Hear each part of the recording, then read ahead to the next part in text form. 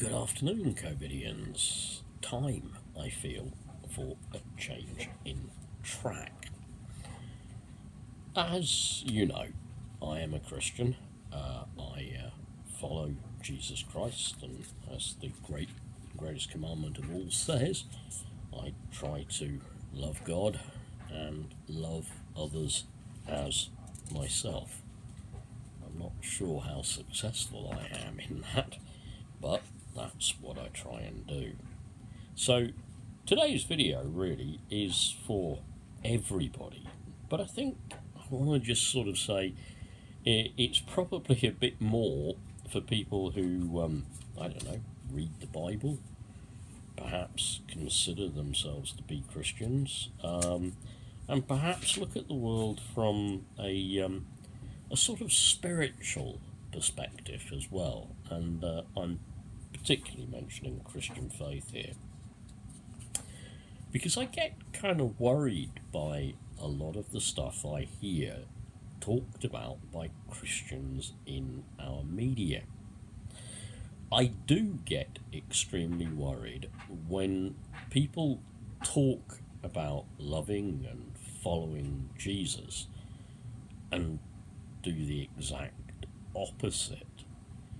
I get very, very worried when people say, love God and love your neighbour as yourself, and they then start excluding people.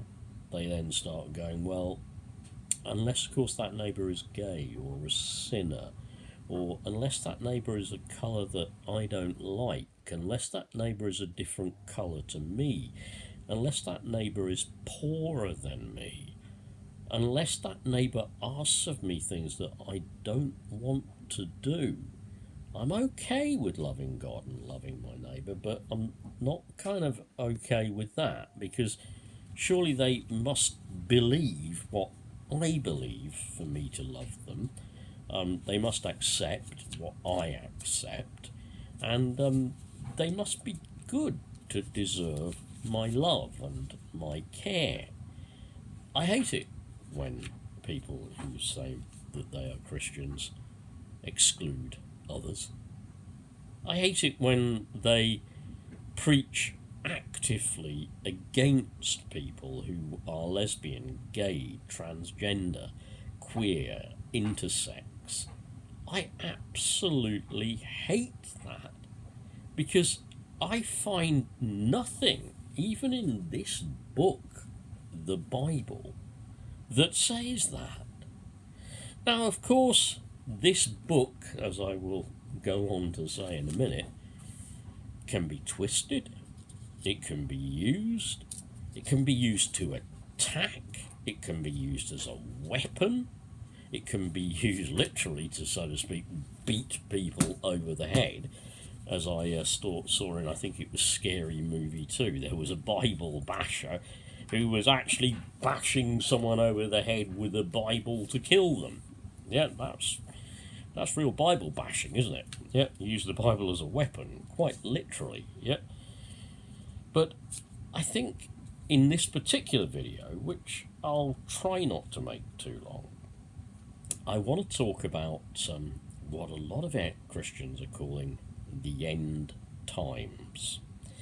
Now, end times is really from this book, yeah, the Revelation, okay? Revelation of John. A couple of things I would say about that book that are often not well known. John is not the same John who wrote the Gospels. Matthew, Mark, well, as in John's Gospel. It's a completely different John.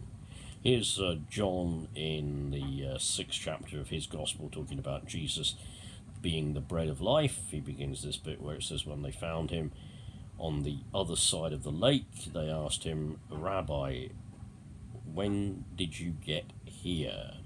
And Jesus answered them, I tell you the truth, you were looking for me not because you saw the miraculous signs, but because of the loaves, and you've had your fill. But that's not the same John who wrote this. This is John of Patmos, a person who was a bit weird, and certainly had been exiled to this island, who may have even been preaching certainly certain things that I think the existing Roman authorities didn't like very much at all.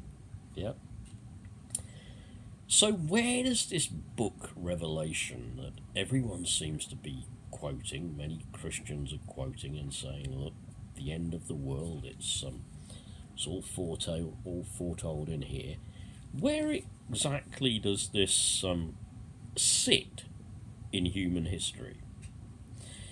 Well, one thing I would say to you is that it was rather reluctantly accepted into the canon, the assemblage of books in the Christian faith. Yeah, there were people at the beginning. There were many religious scholars, academics, theologians, or whatever, who said, really, I don't think we should accept this. Yeah, it's I don't know, not so much it's not worthy, but it's very deliberately vague. Yeah, this book contains images, as you've probably heard yourself, about like the beast, and the number of the beast will be 666. Yeah, the beast from the sea, the beast from the earth, the three angels are mentioned in chapter 14, the 144,000 who are saved, who I think the Jehovah's Witnesses go on a lot about, but and also the harvest of the earth, pardon me, the 7 bowls of God's wrath poured out upon the earth.